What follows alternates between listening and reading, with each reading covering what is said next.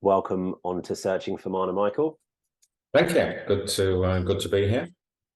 Pleasure to have you on the show. We've got Michael, who is the Chief Banking and Product Officer with Freemarket on the Searching for Mana FinTech show this week. Michael, it'd be really kind of you if you could, for anybody who doesn't know, in brief explain really the mission statement of Freemarket, please. Yeah, sure. Happy to do that. So we're a small FinTech, very much focused on the cross-border payments and foreign exchange space. We believe what we bring to the table is an aggregated banking platform. The clients that we typically deal with are small and medium-sized enterprises, and they really benefit from access to multiple banking partners. And our platform is designed to do exactly that, where we bring together a whole host of banking providers that allows our clients access to all of those providers, which is a plethora of foreign exchange services, cross-border payment services, domestic payment services.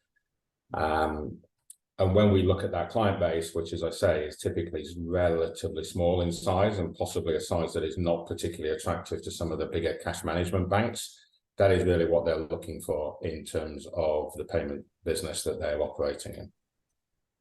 Thank you. Why would that smaller, I mean, I could make assumptions, but it'd be better to hear your workings on this. Why is that smaller type of partner or client probably less appealing to the larger incumbents, and therefore the opportunity for you to service it? How big is that market when they all add together? Yeah, it's a good question, and kind of gets at the heart of the plethora of small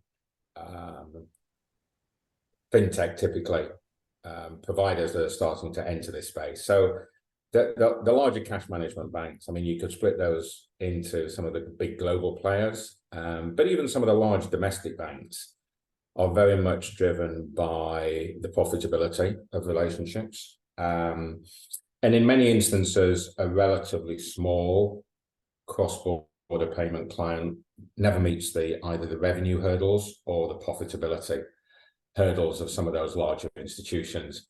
And what they typically are as well is a single product relationship. And certainly the bigger cash management banks, which is my own personal background in this space, are really looking for multiple line of business relationships.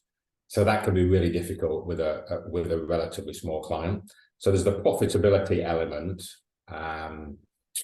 but I also think there's what we would define as a risk element as well. Some of the clients that we would focus on as a particular provider would be in some client segments or maybe even some geographies that the larger banks find a little bit more challenging.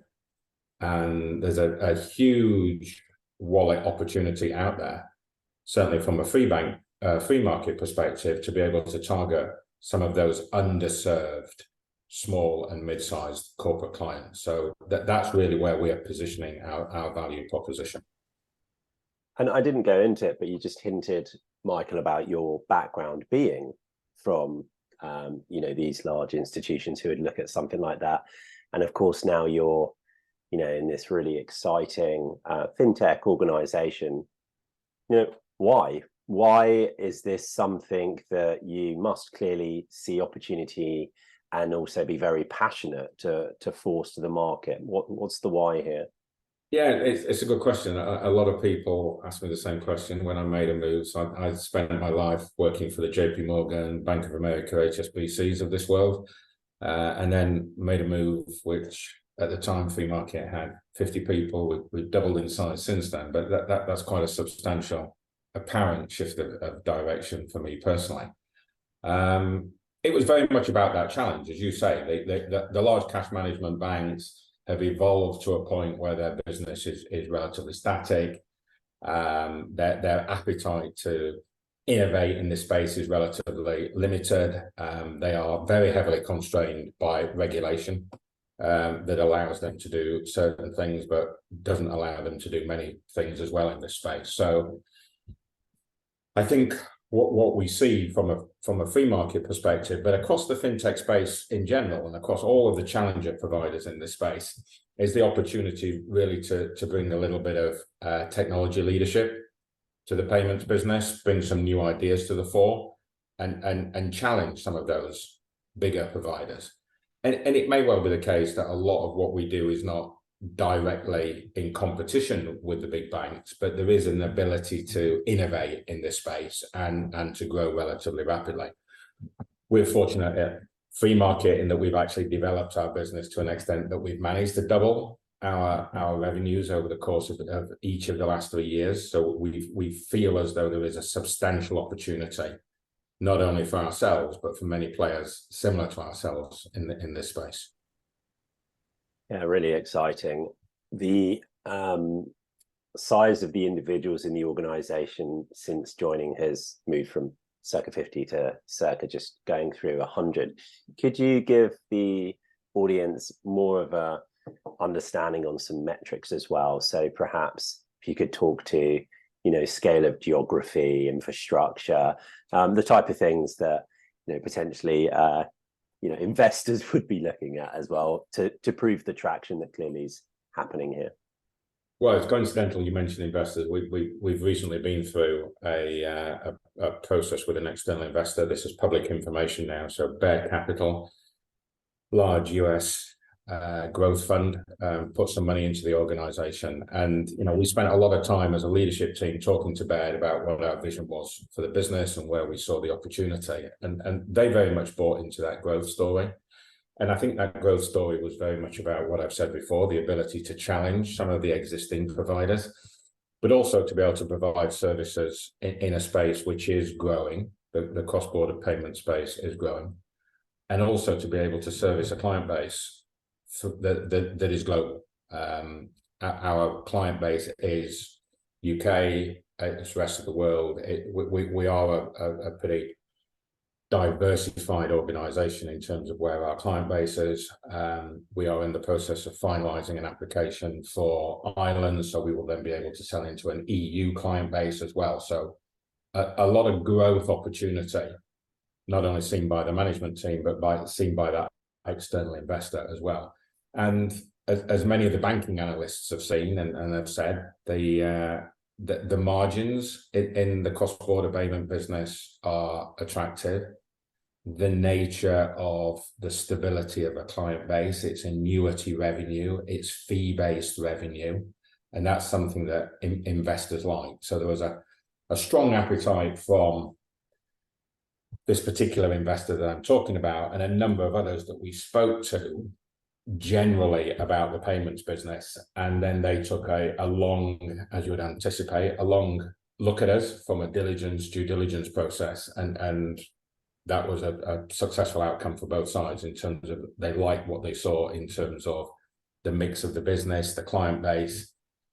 And very specifically, when it comes to the cross-border payments, we're all very focused on AML and KYC and no doubt many other three-letter acronyms. The compliance processes that we had put in place were something that the external investor was very happy to see.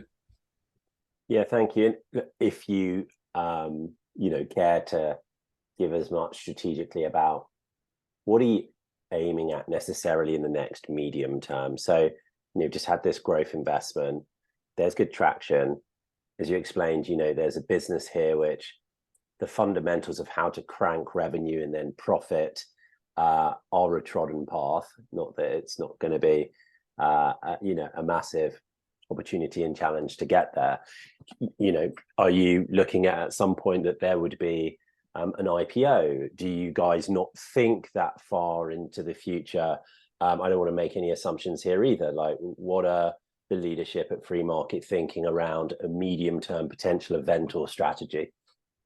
Yeah, I think, look, we're very focused at the moment on getting the external investor on board. So we've got that. That was a process of a good 9 to 12 months in terms of looking at the market, seeing what was out there, selecting a partner that we believe works in terms of the culture of the organization, and could see the benefits of the strategy that we have in place. So I think that is a very clear point in terms of the development of the organization. I would say going forward, a lot of what we want to do is we want to execute against some of the strategic initiatives that we've got in place.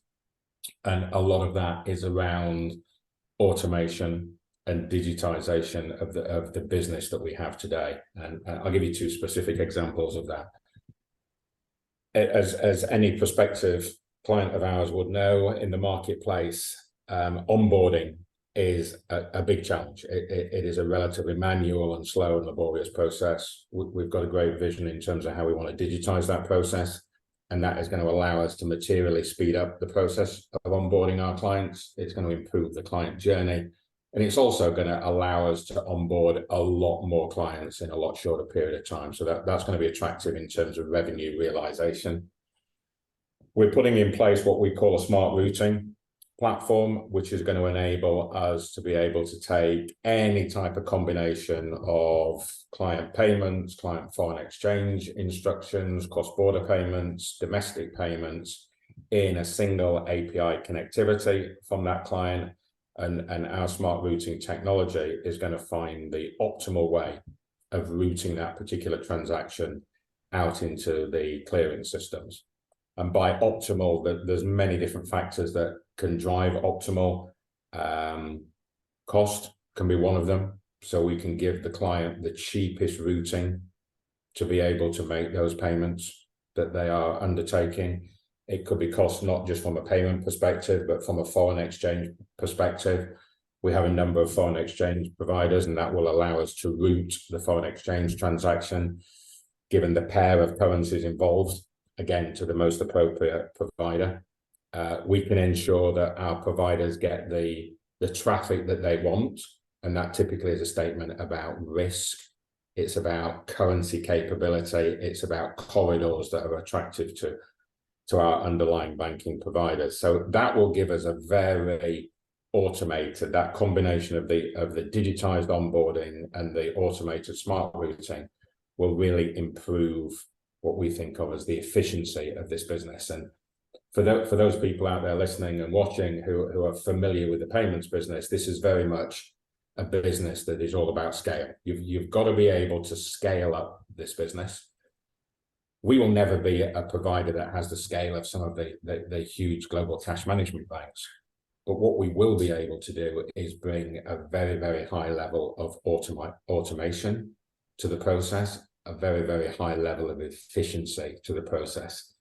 In doing that, we've got to maintain those compliance standards that we talked about earlier. But again, a lot of what we do from a compliance perspective is highly automated. We have real-time transaction monitoring of our transactions, and we've done that, and we can do that because of how we built the business from the ground up.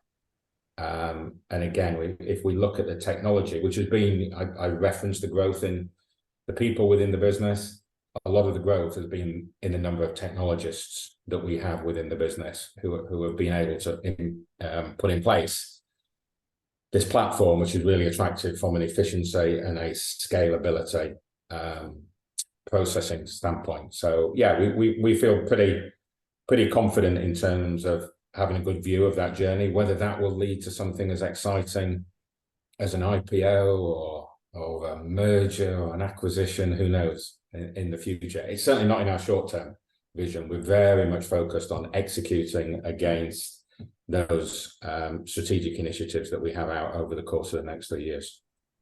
Thank you. Love it. So it makes a lot of sense in terms of, I've wrapped my head, I think, around a good understanding of why the filtering and the automation is important when the segmentation of, who you're serving is such a high volume. Because let's say, we're at the opposite end, you might not care too much about the automation of onboarding because this is going to be a huge account, like, the formalities and manual process is worth both sides going through. Whereas if we need to go and onboard, in almost an automated fashion the whole time, a whole high frequency of maybe partners like Mana, my organization, this morning we had, a partner paying in euros, we have a partner paying in the dollar, we have all these different currencies that we're being paid into. but I'm probably not quite yet, interesting to JP Morgan or HSBC. But nonetheless, I want to have a really awesome UX. I want to have a partner who's there for when I need to think through what, the best course of action for me to take with FX is. And so, there are just an order of magnitude of Manas out there that you guys are looking to serve. So really get why that technology is super crucial. And, that always begs the cliched question of, well, why wasn't the company you're in putting what for them would be a drop in the ocean of developers onto automating this as well, and then going and serving that market, which you kind of alluded to potentially. They're into a different sandbox of regulation. Why do incumbents not always disrupt? That's the opportunity for you. But if you wanted to talk around, any of that. I think it's a good point. I mean, we come at this from the ability to engineer the solution from scratch, and that is a position of privilege that the larger players don't. They are very legacy in terms of the infrastructure that they have, whether that be people, process, technology, incredibly highly regulated in terms of how they have to go about providing this business. And what we have observed in the marketplace is there really has been a material challenge for SME clients to gain that type of cross-border and foreign exchange service. It is drying up without doubt in the marketplace. And I think all participants in the space would acknowledge that is the case. So I do feel as though the opportunity is there to service this market in that way, but it's got to be done in a way that you mentioned, you can do things manually when you have some large clients, and that is the case. And when you start out on this journey as a small company, and I was not around for the very startup of Freemarket, but what I've noticed in the 18 months that I've been here is if you are to grow, that is obviously our aspiration, and it is the aspiration of our investors that we continue to grow, then having a really efficient infrastructure is imperative. And you do that for many reasons. You do that for cost reasons, but increasingly importantly, you do it from client experience reasons. And the smoother that journey, whether that be a statement about onboarding, whether it be about the speed of execution of foreign exchange transactions, the speed of execution of payment transactions, the client experience is what is going to differentiate you as you grow and as you want to win more business. And that client experience is not going to be good enough if you fundamentally are manual, if you are fundamentally slow, if you are fundamentally analog in the way that you think about this business. And even if that scale is not there yet, you've got to build it and they will come, to use the expression. Because in building it in that way, the client experience that you will deliver from the outset is what will drive more activity towards you. Now, that probably was not available to competitors of the big cash management banks a few years ago. But I think now with cloud-based technology, with the ability to receive APIs from clients, send APIs out to our partner providers, the richness of the information that we can send out of the organization, the richness of the information that we can receive into the organization, that allows us to create a user experience which is very different from what those clients would receive. Even if one of those big banks was comfortable in supporting them from a profitability perspective and a risk perspective, the client experience is not good enough. Especially if you're a small client. The bigger providers will maybe tailor the experience if you are a huge multinational corporate, but if you are a small organization, nothing is going to be tailored for you. Where by building the platform in the way that we have done, there is an element of customization that we can build in from an early stage that clients really respond to. Yeah, thanks, Michael. We're obviously on the Searching for Mana FinTech show, so trying to stay quite on point with the space. And obviously, this is such a great example of innovative financial technology. So I can't go through your full bio, which we should do another show on at some point, but I would be interested to talk to the moment that you really saw this opportunity, and it can be slightly before that if you want, really the tranching from, huge blue chips into taking, the adventure, the leap of faith, all the things that we could say into what is quite, it was quite a small organization when you took this this move toward it. So you must have seen a bunch of things, or it might have been, a liberation of the way you were thinking. But there will be a huge amount of people, certainly in the audience, who I'm sure would love to hear, how you thought that through, why this was the opportunity. And then perhaps we could talk a little bit about some of the differences from the environment you're in and, how you've adapted to it, so that anybody who's also already made that move might be able to take some toolkits from how you've adapted to it. But to start with, if you could tell us the story of making the move, please. Yeah, I mean, look, the making the move, possibly with hindsight, felt like a bigger decision than it actually did at the time. I mean, I engaged with the management team at Freemarket, and I felt, look, this is a group of people that I absolutely can work with. I felt that they were thinking about this business in a very similar way to how my thoughts were developing. It felt as though it was a team of people who felt that collectively they could make a difference and change things. And obviously that ability within a small company, when you're sitting on the management team, is the buck stops with you, and you can make those decisions, and you can make those decisions relatively quickly. And you can bring to bear a lot of the experience that you've got in those bigger organizations. And I think what is interesting, whilst at the same time a challenge for fintechs, is getting this balance between the experience of people who have played in this space and in this market for some time and can see it from the perspectives of the other banks or larger clients, or they can see where the evolution of this business is likely to take place, and balance that with what you typically find in a fintech, which is pretty high quality technology platform, a lot of dynamism in the people that work for these organizations. But they're younger organizations. They're younger, the individuals that work there, and they're younger in their corporate experience of business. So I don't think there's one answer that kind of fits every situation.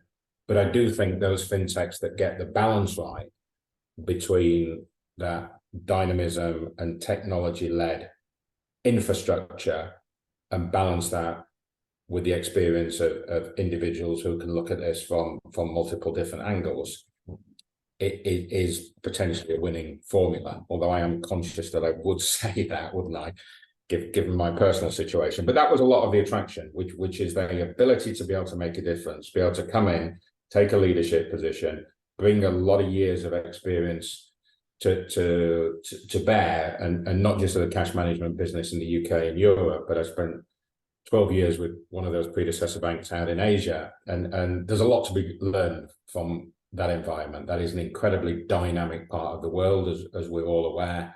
It's a young part of the world. If you look at the average age of so many of the people within the countries, specifically in Southeast Asia, then you've got a very dynamic environment, and interestingly, an environment that is leading some of the developments that are taking place within the fintech space and within the payments business especially. So trying to bring some of that experience to bear into Freemarket has been a pretty rewarding experience, to be honest. Yeah. So Michael, we a number of times face this type of conundrum of in the search business when we're building out organizations. The disruptive type of mindset, the growth set mindset, and then also, people with the experience. And what you're looking for in that last segment typically is that there is an alignment to the mission. So they, believe that there is an opportunity, and something's probably going to need to be done slightly different, but, 3/4 of this is going to look very similar. So we're working with really emerging fintechs where there's one element that's quite disruptive. They need to buy into that. But to have somebody who might be able to network the organization immediately into the incumbents and then go find the people in the incumbents who've got the same type of thinking to partner up is absolutely crucial. So just like, let's just say 90% of the time, because there's always extremes and outlier scenarios, you want that combination. And I think depending on the type of organization, it's what you go with first or after. But, you know, as you're coming through scale and you've got 100-person plus organization, I mean, the blend is just so fantastic. And it's so much more rewarding from a cultural perspective as well, because, you know, I get this as well with certain companies that I'm advising. You know, I really love to go and talk to, you know, the dev team who might not quite understand the industry sector, but like understand what they're doing there, or they might like to come to, you know, an advisor like me or a chairman and try and understand, this is an insurance business, like how would you tier the different type of insurers that we're talking to right now? So that blend is absolutely crucial. And it sounds like, you know, you guys have got a really superb. But I think, you know, to your point about the blend, I think the nature of the blend changes over time. And I think there is never one right combination of people. I think it's the combination of people that you need to face the business challenges at that point and in the near term. And that will evolve without a doubt. And you know, if I look at the journey that Freemarket has been on, we started out as an organization that was effectively an FX matching service. That's what we did as a corporate value add. And we're very different to that now. And I'm sure we will be very different again in a similar number of years in the future. And you need different skill sets to go on that journey with you. And I think that is one of the interesting challenges for fintechs is, by definition, you need to evolve the people within the organization. And that can mean there is relatively high turnover, certainly in comparison to some of those organizations that I was used to from a prior life. But that's a good thing. That's a good thing for the people in that they come in, they experience, they move on. We move on in terms of what we require from people. And I think that evolution of people's careers is changing now, especially in financial services, that you're not alive for 20 plus years at one particular organization and only getting that culture and only getting those experiences. People now are much more able and much more willing to be able to duck in and out of industries or in terms of certain roles or sizes of organization.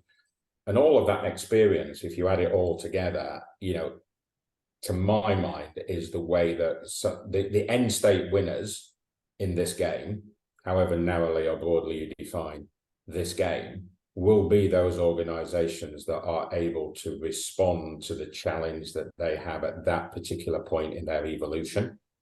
And that will often require different skill sets of different people.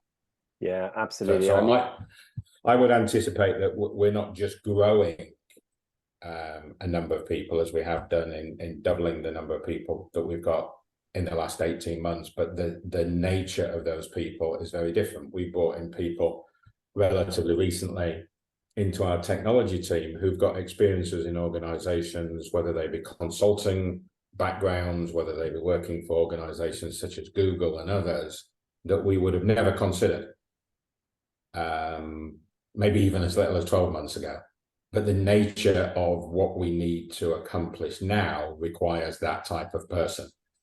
And I absolutely cannot sit here with hand on my heart and say we know exactly what we will need in 3 years or 5 years' time. We absolutely don't know that. We will have to be able to react to the market, the client opportunities, changes in technology. Who knows what we will need to react to? But I think that's where the smaller, more dynamic company will succeed, in that they are inherently more able to react to those changes than maybe those huge big organizations. But that's the challenge for us.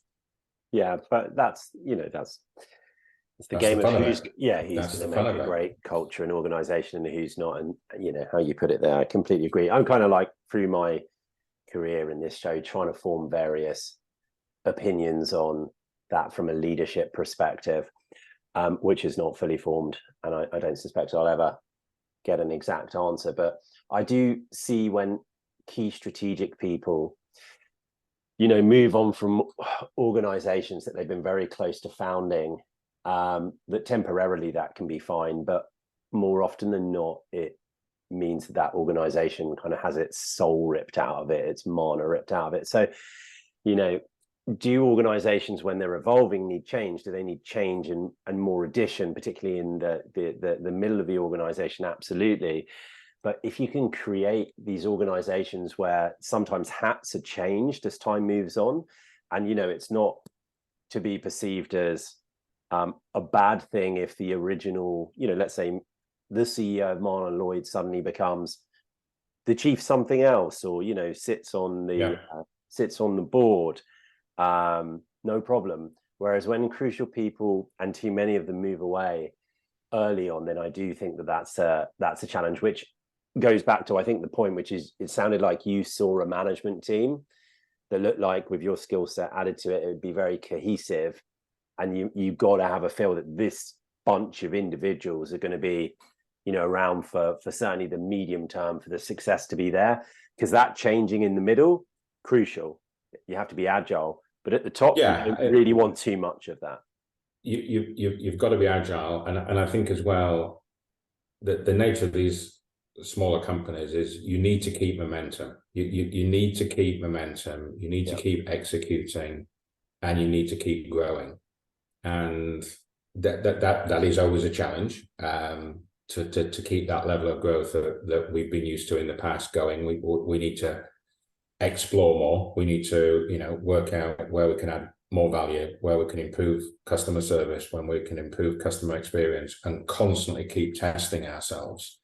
To be able to do that, you need the right people who are wanting to test themselves and have got sufficient experience to be tested as individuals. And I think we feel pretty confident where we are with that group of people. But just going back to what we touched on a little bit earlier, was the fact that we have a new strategic investor who sits on our board. And that's been a great experience, because they've brought to the table a very different way of thinking about this business, a very different approach to the business. And it's causing us to think more as a management team about the longer term and where the opportunities are, and to do exactly what I just said, which is to challenge ourselves. And we've been successful over the course of the last 3-5 years in doing what we've done. And unsurprisingly, a demanding investor is saying, well, but could you do more? And have you thought about doing it this way? And even though your growth plans look great, and that's why we bought into the company, we're going to challenge you to do even more than that. And think outside. However big you thought that box was that you were thinking in Freemarket, we're going to challenge you to think outside of that box even more. Oh, fantastic. I love that. Okay, Keeps us busy. We're going to move on to the quickfire mana round now. So just to preset this, mana is your magic, your superpower. So think of this as, you know, in gaming, you've got the power and the life, but then you also have the ability to have super skills. Mana is on that side.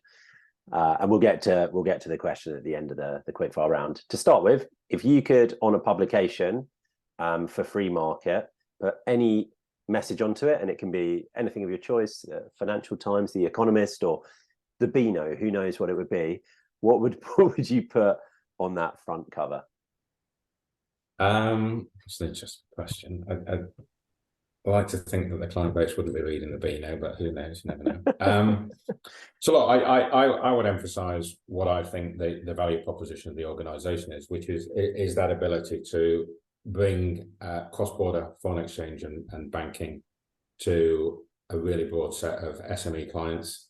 We do that with an aggregated banking platform, which gives those particular clients very significant banking resiliency whilst accessing 100+ currencies, domestic transactions, cross-border transactions, foreign exchange pairs that are too numerous to mention.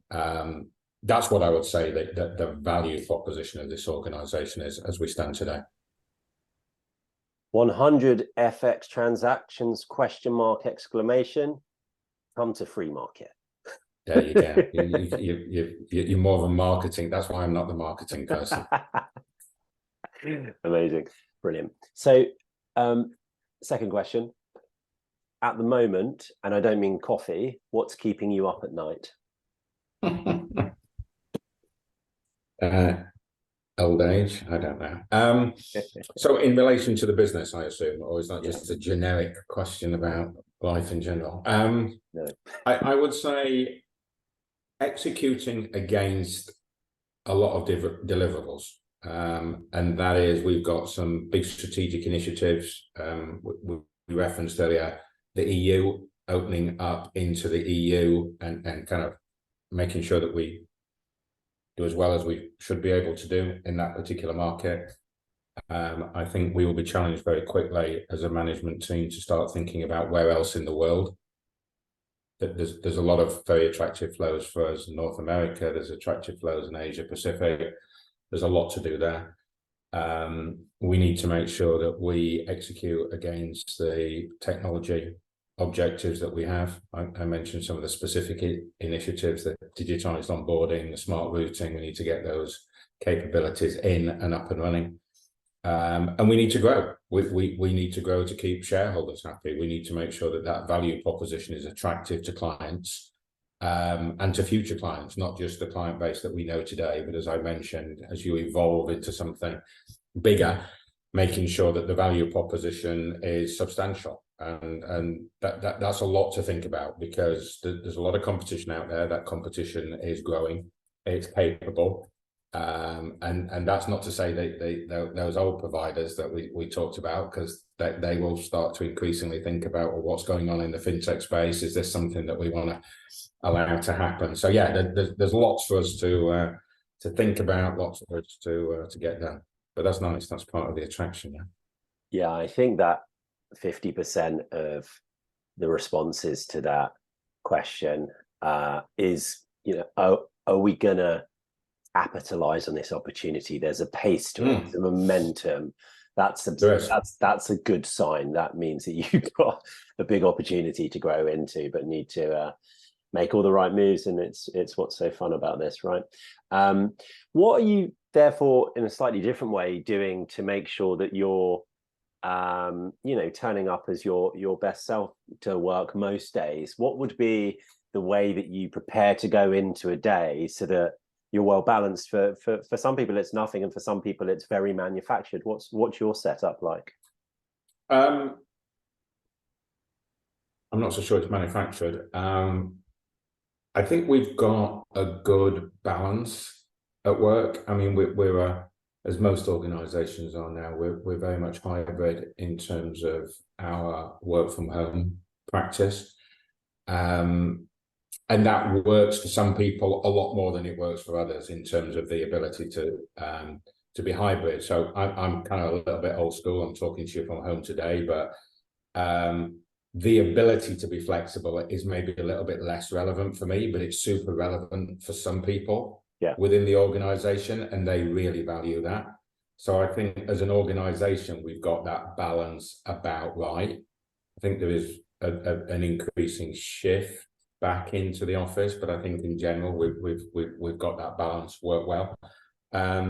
I've got to admit, I get a buzz from doing this. I enjoy it. I look forward to it. I look forward to the start of the week, and I don't necessarily need to have too much downtime to be able to kind of recharge the batteries. I like to stay connected to it. And that's a function of the organization and the role that I play. And there's a lot of aspects of the business which, as my colleagues will attest to, I've got a view on, and that's partly bringing that experience to the fore. But yeah, I enjoy the day, and I enjoy the challenge of all aspects of the business. And I can remember somebody asked me about that not long after I'd first joined, and I said, well, this was at the time we were still in the conversations with the new investor, and I said, look, as a management team, we will spend a lot of time together, and sometimes we're talking about the strategic investor and what we need to do to make sure we've got everything, all the I's dotted and the T's crossed.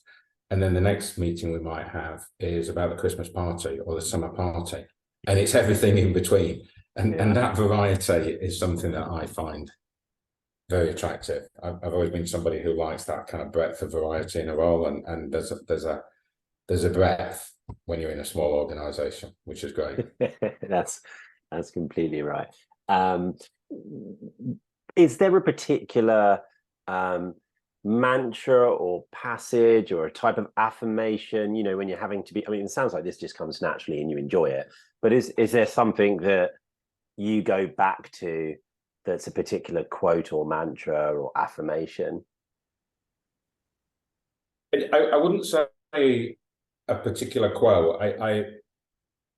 In terms of kind of thinking about working and management style, I was fortunate in early days when I started work. I started working in an American organization, and there is a positivity and a can-do attitude in American organizations that is great, and a simplicity of thought as well.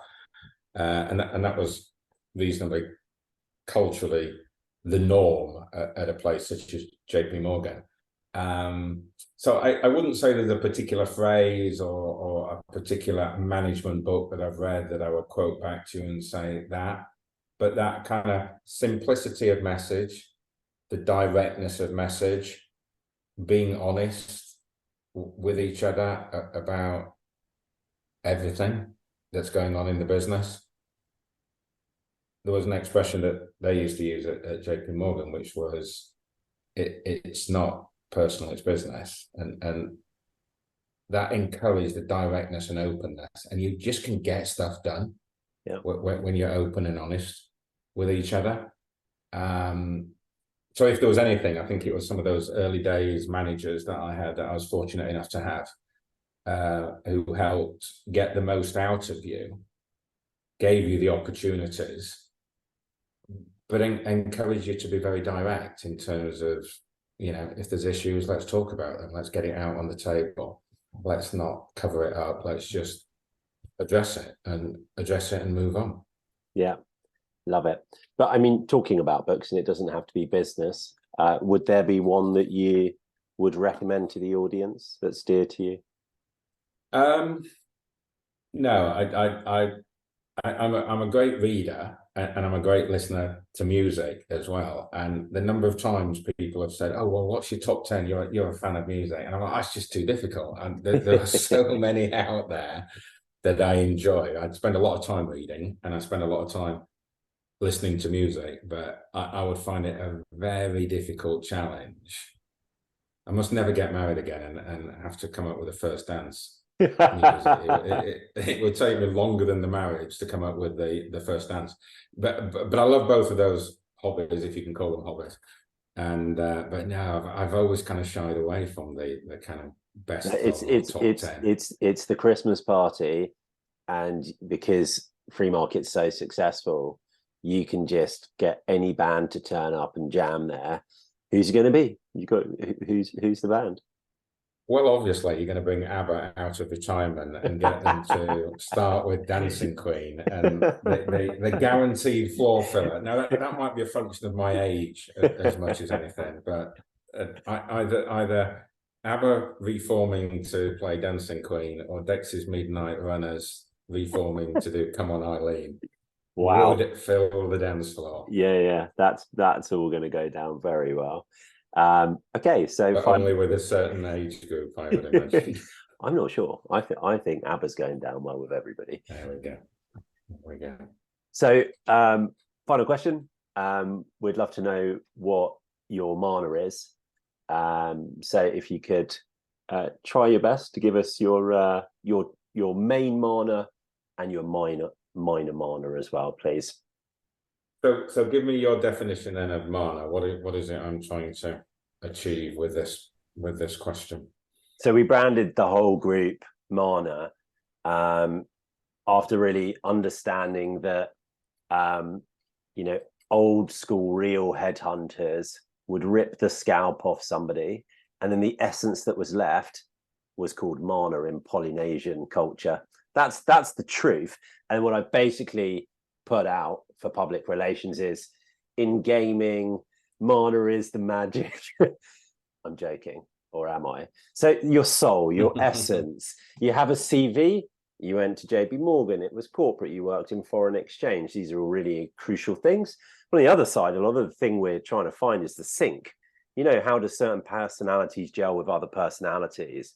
And what I tend to find is, you know, people will say, look, put that to one side. Really, where my success came from was curiosity. Where it came from was tenacity.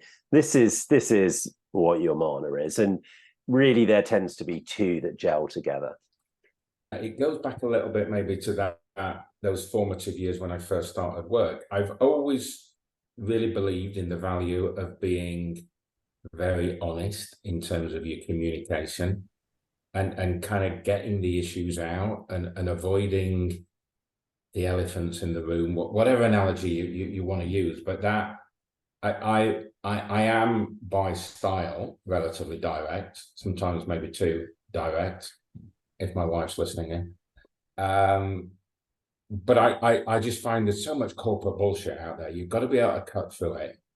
You can't cut through it quick enough when you're trying to execute quickly. And the organizations that I work for, the organization that I work for now, it is about execution. And you just cannot do that if you are not straight with each other, honest with each other.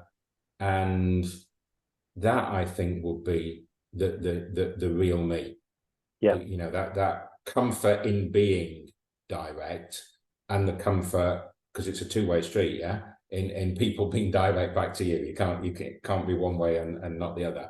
So I would say that. And I think, and I don't know how you want to major minor this, but the experience that I had when I was working out in Asia, and being able to absorb all of those differences in the way that business is done in that part of the world, and it's not all good and it's not all bad, but just that was fascinating to me, and I loved the experiences of all of those countries. And I was fortunate enough in one of the jobs that I had when I was out there that I kind of covered the region from a sales perspective, and that meant that I got to be visiting, you know, a team of people who were based in 15 different countries, and that was fascinating. And I like to think I've been able to take on board some of the different ways of doing things, and different practices in relation to business. So maybe that's the minor.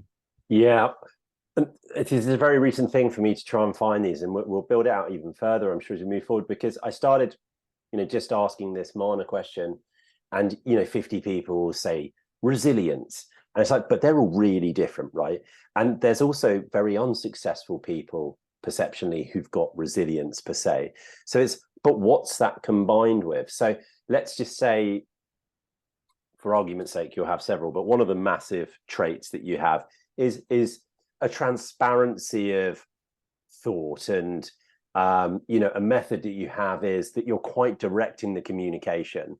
That could be a disaster for many people, but what it feels like it potentially was a disaster when I was in Japan, because to the extent that, you know, that culture, yes, exactly, that's a country that operates in the grey areas, and it's all in the nuance and subtlety of what is said. And I challenged that a little bit when I was in Japan, and I can remember predecessors of mine in the role said, whatever you do, don't challenge it. The reason that I challenged it was I was working for an American organization. The Japanese who had chosen to work for that company had chosen to work for an American organization, and we were never going to out Japan, Fuji Bank, and all of the banks that existed in those days. None of them are called the same anymore, but there was no point trying to be a Japanese bank. If you're an American bank and a reasonably a personality type American bank, you got to be who you are, and trying to be something else. And I guess this, if there was a third element to your mana question, this could be it. don't try and play somebody else's game. Don't try and be who you're not. You've got to work out who you are, be very honest and direct to that, and find a bit of business that corresponds to who you are. Find your niche and play your game, not somebody else's game. And that's something that I always used to talk to my sales team about, in terms of when we were up against some, reasonably fearsome competition around the world, is focus on what we're good at. Focus on the strengths that we bring to the table. Don't constantly be playing somebody else's game, because they're the best at their game. If we try and play their game, we're probably going to lose. Make sure the game that we're playing is our game on our terms, and we'll do well, because that's what we're good at. Yeah, fantastic advice. I've had so much experience of that recently, where part of our business is in the blockchain space, and we've been working with Asia, because the market's pretty big there, and did that myself, where I tried to adjust to the culture, and it was quite frankly, it was a waste of time. Like, just having been direct was the way to go there, and then if they wanted to work with us, that partnership would have happened quicker or later. I think it's really important to be sensitive to how things are done in other cultures around the world, and I think it makes sense from being just a human and how you interact with people, but it also makes business sense. But in doing that, I think you've got to make sure you stay true to yourself. And you don't try and become this kind of hybrid between who you are and who you think you are expected to be. That won't succeed. Yeah, that comes back to the point, which I think is probably the mana with you, which is, I think it's empathy. It's being able to go in quickly, and it's able to, but also be, agile and sensitive as to how you do that. Look, we've taken slightly longer than we were supposed to of your precious time, Michael. Thank you so much for coming on the show. As mentioned, we've got to get you back on and do a full bio at some point, but absolute pleasure to kind of hear how you're thinking for everything. I'll just leave with you being able to close out with anything you'd like to talk to the audience about, Hollywood version of Freemarket. Hollywood version, gosh, if ever Hollywood and the payments business are in the same sentence, that's a film I probably don't want to watch. Look, I think if any of this has resonated with people in terms of what they're looking for in terms of a provider, then we would love to talk to you. We feel as though we have got a value proposition out there, which is increasingly relevant to an increasing number of prospective clients. And we're happy to talk to you. We're happy to make some suggestions. If we can meet the requirements of any companies out there in the payment space and in the foreign exchange space, then that would be lovely. But we're just happy to talk about the market, the opportunities in the market, PSPs out there who are looking to expand into other geographies, to go through a licensing process. We've been through that. If anybody wants to talk about the journey to external investors and what you need to demonstrate in terms of those conversations, again, more than happy to have those conversations. So happy to talk to people. We'll put in the show notes any contact information you agree to, Michael. Once again, thank you so much for coming on the Searching for Mana FinTech show. Pleasure, and enjoyed it. It's been great. Thank you. Thank you for joining us on this edition of the Searching for Mana podcast. We hope you've enjoyed it and hope to see you again next time. Please subscribe to our YouTube, Spotify, or iTunes to make sure you receive all the latest episodes as they are released.